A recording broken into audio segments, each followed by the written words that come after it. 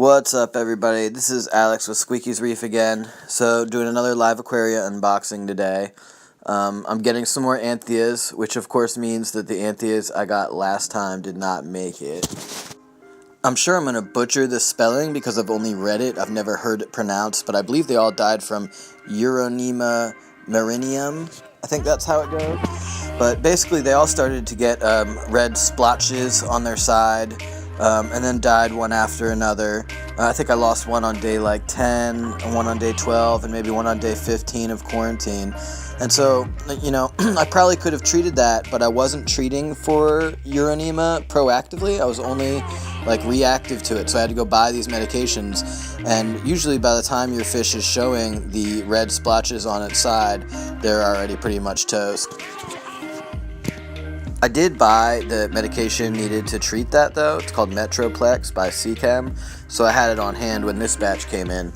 And when I did a little bit of digging, I found, like on Reef to Reef and other forums, I found out that a lot of people have been having problems with Euronema from live Aquaria fish. It's specifically bad with the damselfish and with Antheas. So I really did want some Antheas in my tank, and so I decided to go ahead and order again, but this time I was going to order from Divers Den. Now, Divers Den fish from live Aquaria apparently go through some sort of quarantine process that's like, I guess they say it's no less than 2 weeks. I don't know what that really means. I'm not sure if they're, treating these fish for anything, or if they're just getting them adjusted to aquarium life. But I got my Midas Blenny from Divers Den, and I was really happy. He seemed like way more sprightly in the tank right away, and he did seem like it was adapted more to aquarium life, so I figured I'd give it another go here. And I was still going to quarantine them the same as I did any other fish, because I don't trust, live Aquaria's quarantine process to be quite as strict as my own, and rightly so. So I'd been watching this trio of squareback Antheas on Divers Den, and I know that it had been sitting in Divers Den for 2 weeks. So my assumption was if it was in quarantine for 2 weeks before it was listed, and then spent 2 weeks listed, they'd probably been in captivity for at least a month, and I was going to be good to go. So I went ahead and I purchased those. Another good thing about them is they come in at 1.025 or 1.026 specific gravity, so all of the other fish that you get from live Aquaria come in much lower, like 0.019 or 0.020. And so I set my quarantine tank up to receive these Divers Den fish. But I also did get some other things from regular live Aquaria, including a flasher wrasse, a few more members of the cleanup crew, like some bumblebee snails, some Nasarius snails, a couple new Trocus snails, and I also got a feather duster and an urchin.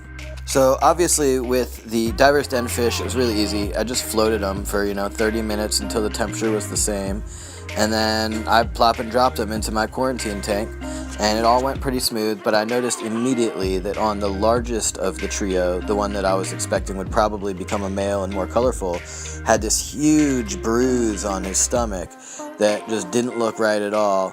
And the other two fish, when I put them right in, started swimming around, but the one with the huge bruise was really lazy and just laying at the bottom a lot. So I knew it wasn't a good sign. But that guy didn't even last 12 hours. It doesn't look like Euronema to me, it looks like something else. Somebody online suggested maybe it was, but it doesn't look the same as the other ones did. I was a little bit disappointed at live Aquaria for sending me a fish that was so visibly, distressed, let's say, because it had to be that way when they put him in the package there. But I will say to their credit that they refunded the fish, immediately, no questions asked as soon as I sent them a picture. They've been really good about that every single time. So it's a little disappointing because I wanted the trio, but at the same time, props to live Aquaria for living up to your word on that. So this is the package I got from live Aquaria's regular facility. Included just an assorted color feather duster. It just ended up being mostly brown and white. I had a red tuxedo urchin. I really wanted an urchin, but I didn't want one of the ones with the long spines that was going to drag my corals around, so this seemed to be like the compromise. And I got a McCosker's flasher wrasse, because I was a little bit nervous that all of my Antheas were going to die again, and I wanted to have something else that I could bring through quarantine. But that came in at a lower specific gravity, so I did have to acclimate him a little. Now, learning from previous experience, I always, if I'm gonna drip inverts and clean up crew, I always put them in this little container, and I float the container in my sump, and then I drip from my display tank to my sump, so that the temperature stays consistent where in the container I'm acclimating them in the whole time, and I don't have to worry about temperature shock when I add them later. As usual, everything was alive and happy in the bags, and I just emptied them out into this thing here. I've been trying to add my cleanup crew slowly as the need for them arose. Some places, when you're learning how to start reefing, they'll suggest you throw, 100 crabs and 100 snails in there. But I took some good advice from Bulk Reef Supply, and instead of doing that, I've just been, every time I order fish, I add a few new snails and a few new crabs, so that as fish are going in the tank and producing more waste, thus creating more algae, I'm always having a few new inverts in there. And I also try to spread it out so I have a lot of biodiversity. So at this point, I have a little bit of everything. I have some Sarah snails, some bumblebees, some Nasarius, and this time I added bumblebees, Nasarius, and just a couple of Trocus snails.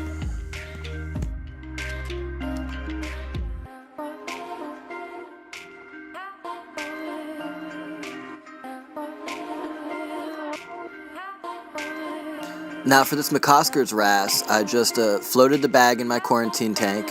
I opened a tiny little hole so I could minimize air exchange, and then every 5 minutes or so I went in with my largest syringe, and I pulled some water out of the quarantine tank and I squirted it into the little hole in the bag, and then I closed it back up again.